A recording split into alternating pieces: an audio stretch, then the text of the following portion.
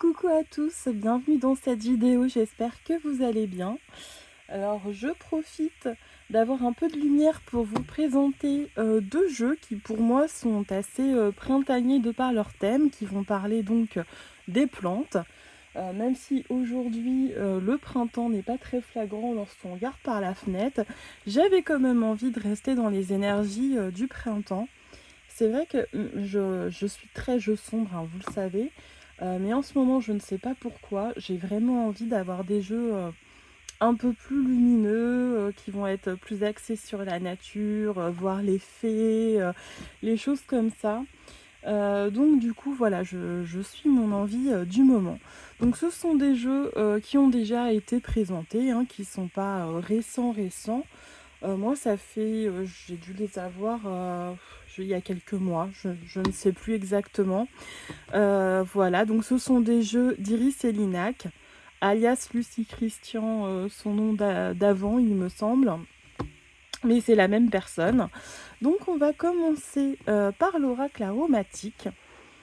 Donc on a une très jolie boîte cloche comme ceci. Voilà. Donc qui est sortie aux éditions Arcana. Je vais vous montrer les jolies boîtes déjà. Hop, regardez-moi cette jolie boîte. Avec toujours le petit ruban pour sortir le jeu. Donc ça c'est super. On va lire le petit texte derrière. Alors, hop, je me cale. Plongez au cœur de la beauté à travers cet oracle des plantes à parfum et de leurs archétypes. Ce monde floral riche et beau vous invite dès aujourd'hui à découvrir sa magie. Chaque carte du jeu, empreinte de sa propre énergie, vous délivrera son message. Les plantes à parfum seront vos guides et vos guérisseuses. Laissez-vous transporter dans ce voyage unique de l'olfactothérapie. Hop, on a un livret que je vous montrerai après. Donc on a un joli dos de cartes réversible. Alors est-ce que ça a un intérêt, sachant que c'est un oracle? Je ne pense pas.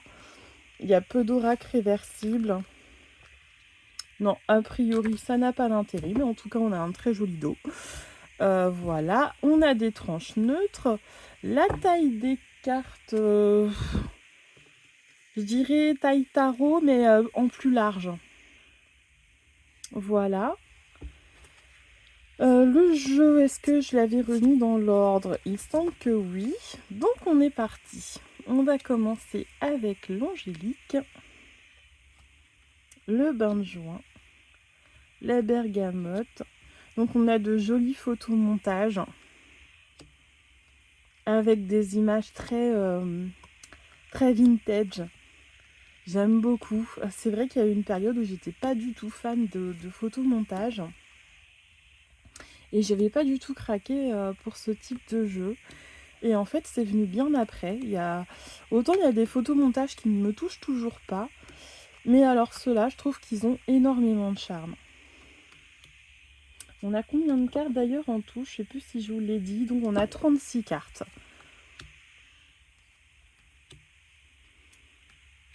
Carte du lotus qui est magnifique. La marjolaine aussi. Donc évidemment, ce ne sont que des plantes odorantes. Mais par exemple, si vous avez envie de pratiquer, je sais pas moi, d'avoir votre plante du jour, votre huile essentielle par exemple, pour votre journée, et ben cet oracle peut vous aider à choisir la senteur qui vous accompagnera pour votre journée, celle dont vous avez besoin par exemple, selon ce que vous avez à faire ou ce dont vous avez besoin par rapport à votre état d'esprit. Voilà pour ce jeu, on a des cartes d'excellente qualité, hein. Voilà, ni trop épaisse ni trop fine. Pour vous dire d'ailleurs, c'était un jeu d'occasion et on voit qu'il a rien quoi, il est comme neuf. Donc vraiment j'ai eu de la chance.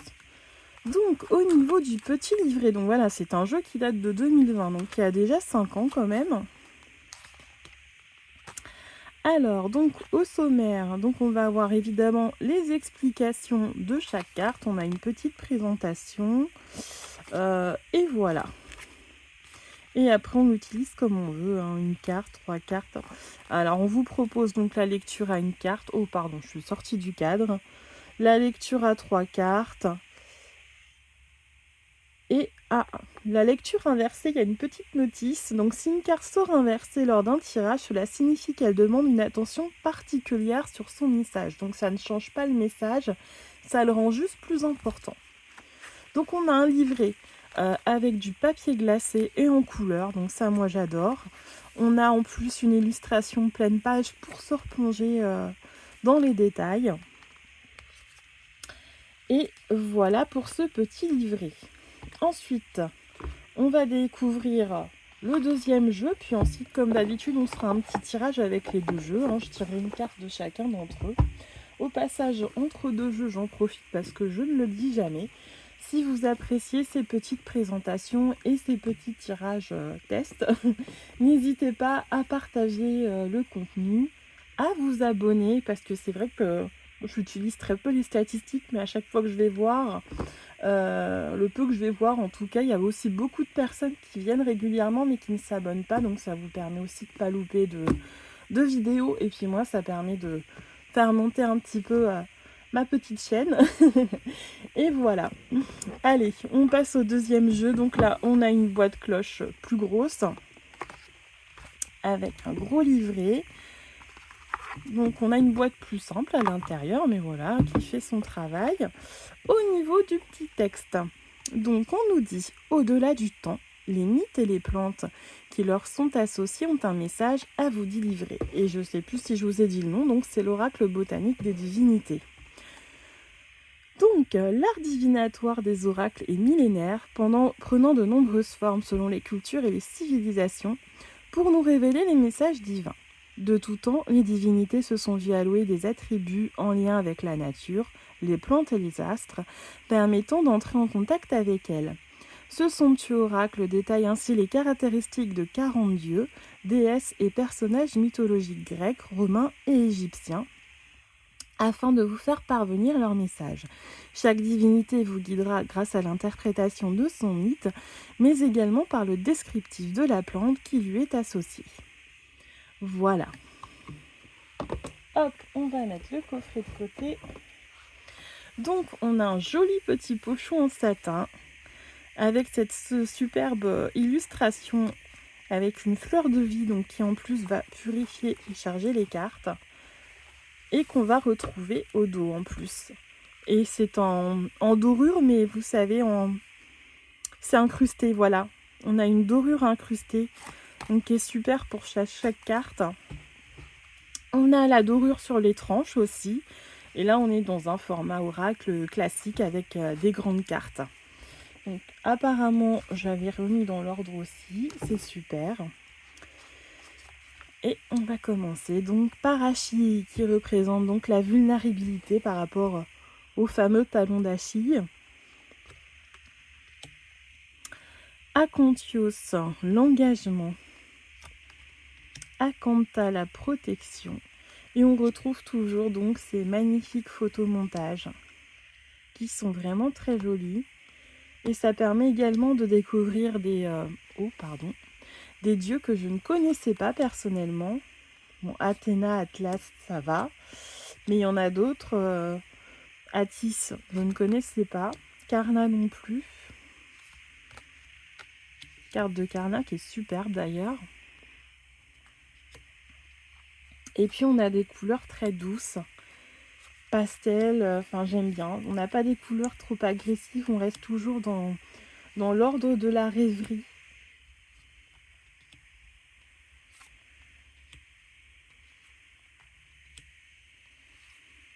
Donc là c'est pareil, ça peut aider à prendre une décision quant à l'utilisation de plantes ou d'infusions dont on pourrait avoir besoin à l'instant T. Il y en a même, je pense, qu'on peut rajouter dans sa cuisine, tout bêtement, comme pour la menthe.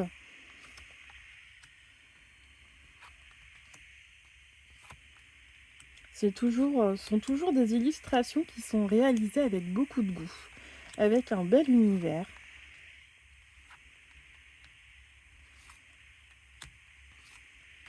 ça j'adore. La carte de la justice, elle est très très forte. Donc voilà, ce sont deux petits jeux qui peuvent même s'associer, je trouve. Ça peut faire un beau mélange. Et c'est d'ailleurs ce que je vous propose de faire maintenant. Alors, oh, je vais pas montrer le livret, pardon. Et voilà, le livret quand même. En plus, on a un livret qui est assez épais. Alors pour ma défense, si c'est encore plus décousu qu'avant, je m'excuse. Ça fait plusieurs semaines que je cumule le manque de sommeil pour différentes raisons. Et c'est vrai que je commence à être extrêmement fatiguée. J'ai hésité à faire cette vidéo, mais en même temps, j'avais vraiment envie, ça me manquait.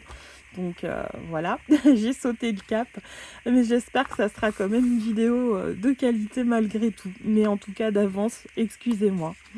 Donc on a une petite introduction, on a des exemples de tirage, des exemples d'interprétation, petit rituel qui est proposé, évidemment les explications des cartes, une bibliographie et un petit intitulé pour mieux connaître l'auteur.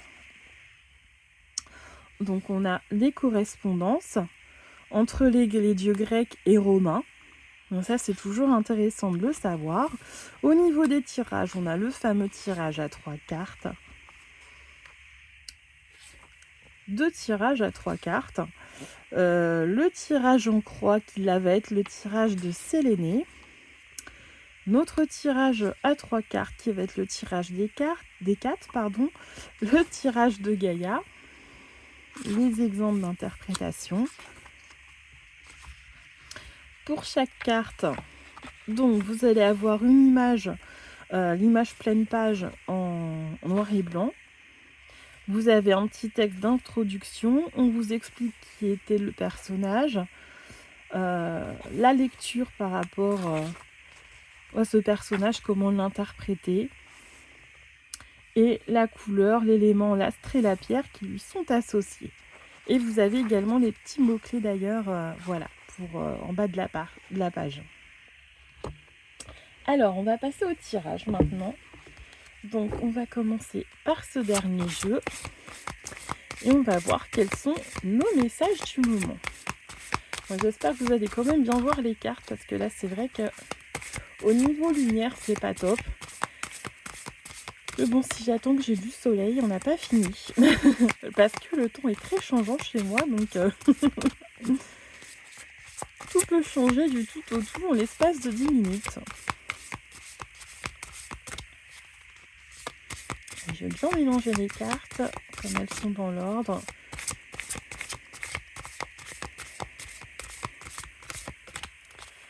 Voilà. Ensuite, on va passer... Alors, je ne sais plus où mettre mes cartes, moi, voilà.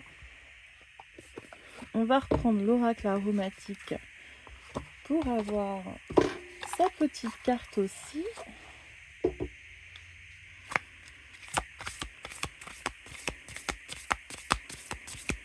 Et comme d'habitude, on va voir si ce sont deux messages différents ou si ça va être des messages qui vont se répondre entre eux. Alors je trouve que jusqu'ici, on a souvent des messages finalement qui finissent, bon bah on en aura deux, qui finissent par se répondre.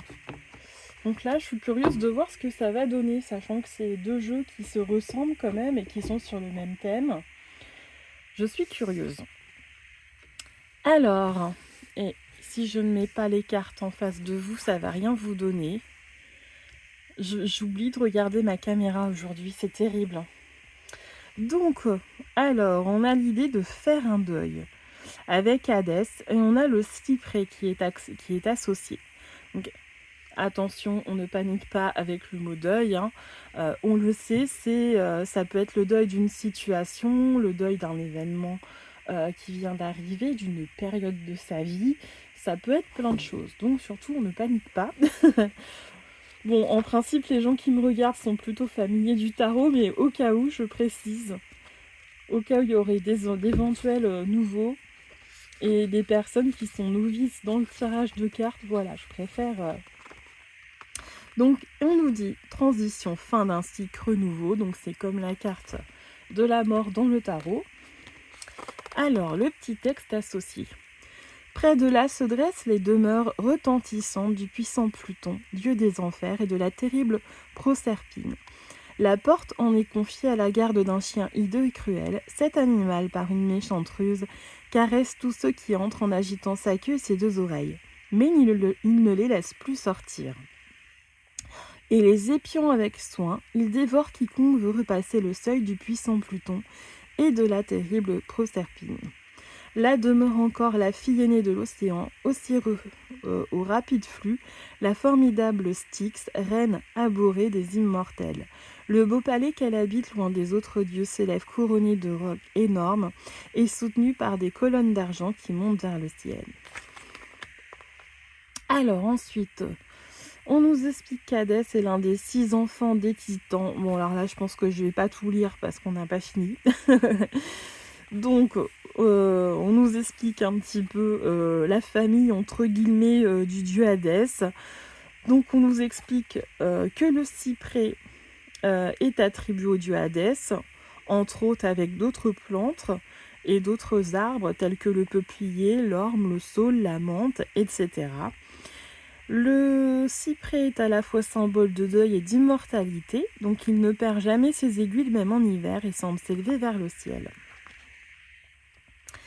Le cyprès est un arbre conifère de la famille des Sampyrvans, signifiant toujours vert. Il orne les cimetières, sert à faire des cercueils, et dans l'Antiquité, il était planté près des temples. Son huile essentielle est tonique, circulatoire, décongestionnante, veineuse, antitussive et antispasmodique.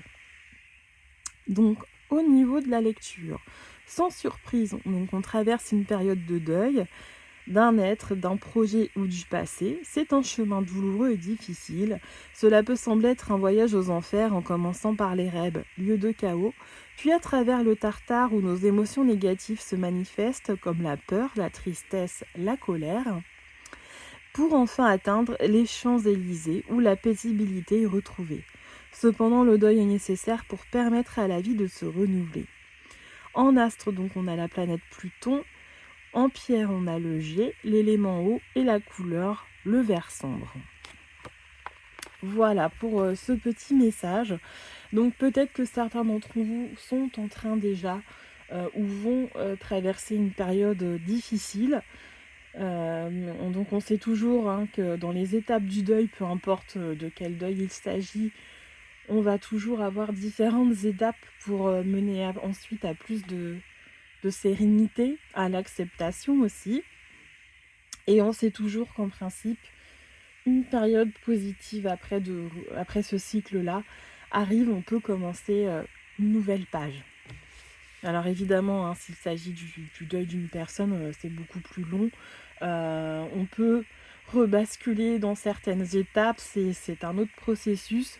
Je ne vais pas m'aventurer sur ce chemin-là parce que c'est quelque chose qui est à part et c'est pas un petit tirage de cartes rapide qui va pouvoir débroussailler tout ça. Là, c'est pas le but. Alors, on va regarder maintenant ce qui nous attend avec l'autre jeu. Donc, on a Osmanthus, la richesse intérieure. Donc, si ça se répond, ça pourrait nous dire qu'en tout cas, on a les ressources en nous pour traverser cette période. Et la vanille, le réconfort.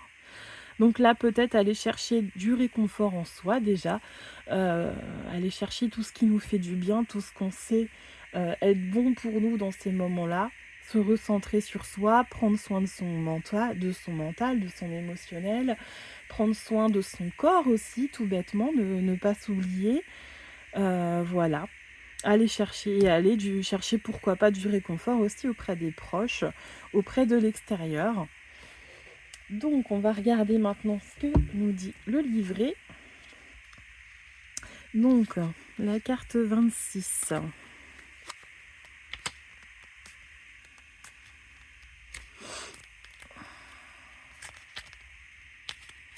Hop.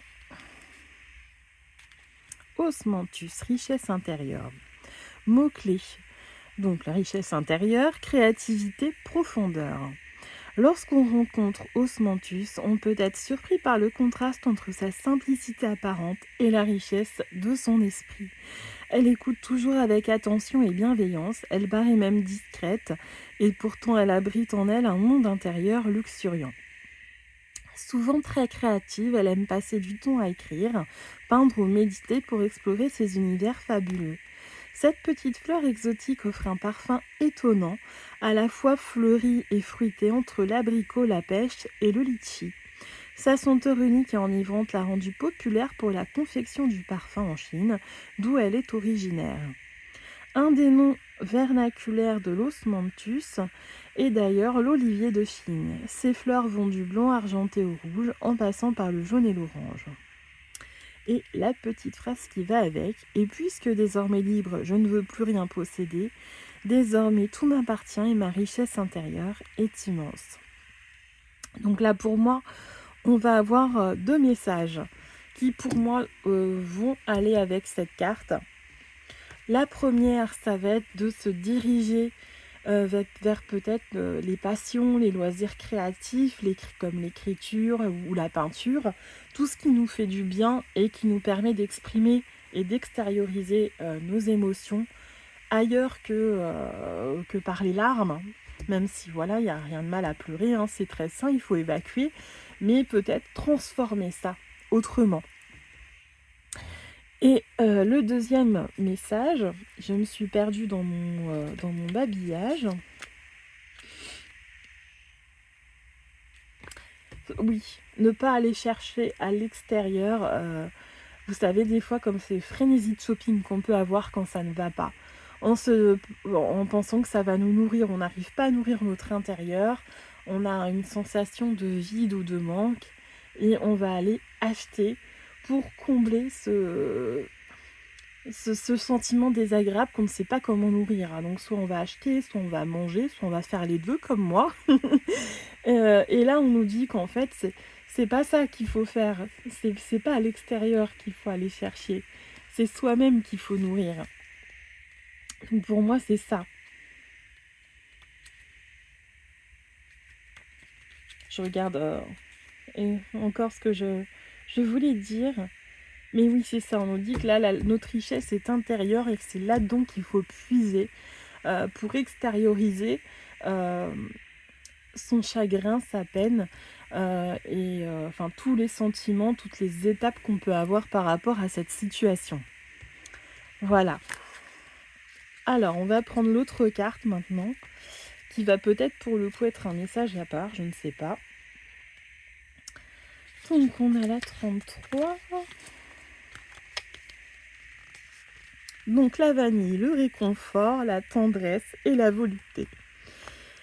Vanille sourit, chaleureuse, confortablement installée sur son nuage rose. Elle adore porter sa robe scintillante qui met en valeur sa beauté. Car Vanille est sensuelle et tendre à la fois.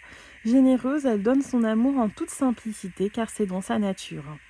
La vanille est une épice tirée du fruit d'une orchidée subtropicale. On lui attribue des propriétés aphrodisiaques dans certaines tribus d'Amazonie. Les hommes s'en frottent les mains pour augmenter leur pouvoir de séduction. Sa fragrance chaude et apaisante et favoriserait le sommeil. L'amour réconforte comme le soleil après la pluie. Donc pour moi, c'est encore des messages qui se suivent. Donc là, il y a l'idée d'aller chercher du réconfort, de prendre soin de son corps. Vraiment de se chouchouter et effectivement d'aller chercher aussi du réconfort, de l'affection auprès de ses proches, voilà, de personnes de confiance qu'on sait qu'ils vont pas abuser de la situation parce qu'on va être en état de faiblesse et donc fragile. Ça peut être ses parents, les meilleurs amis, enfin voilà, vous savez qui sont ces gens sur lesquels on peut toujours compter, qui se comptent bien souvent sur le doigt d'une main. Quand il y en a plus, en principe, c'est qu'il y a des c'est qu'il y a des taupes quelque part. C'est rare qu'on en ait plus que le doigt d'une main. Si vous avez de cette chance, tant mieux pour vous. Mais voilà, là, il y a l'idée de se chouchouter soi-même et d'aller chercher l'affection, une affection innocente, entre guillemets, pure là où elle est. Voilà. Tout simplement, que ce soit un chagrin d'amour ou autre. Si c'est un chagrin d'amour, là l'idée ce serait peut-être, attention juste de ne pas aller chercher de l'affection en retombant dans une relation pansement, qui soit pour attirer une personne qui pourrait profiter de la situation et du coup ne serait pas bonne pour vous, ou vous vous transformez malgré vous en personne toxique pour cet individu que vous prenez uniquement pour vous réconforter mais dont vous n'êtes finalement pas amoureuse et qui lui va s'accrocher à vous et va souffrir lui à son tour. C'est pas le but. Donc là il y a cette idée de oui, on va chercher le réconfort et l'affection, mais peut-être attention par contre à ce que à aller la chercher au bon endroit pour ne pas générer d'autres souffrances pour vous, mais aussi pour une autre personne qui ne le mérite pas. Voilà, c'était le petit conseil supplémentaire du jour. Et on va s'arrêter ici pour cette présentation qui, j'espère, vous aura plu. Et je vous dis à la prochaine fois. À très vite.